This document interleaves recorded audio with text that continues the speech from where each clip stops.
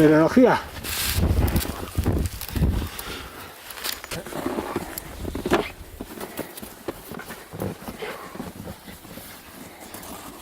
Sí.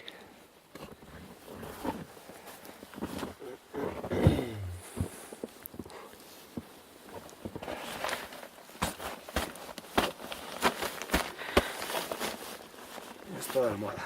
Bueno, nada, una nochecita aquí y mañana para abajo al campo base y la climatización ya finiquitada, así que a esperar algún tiempo.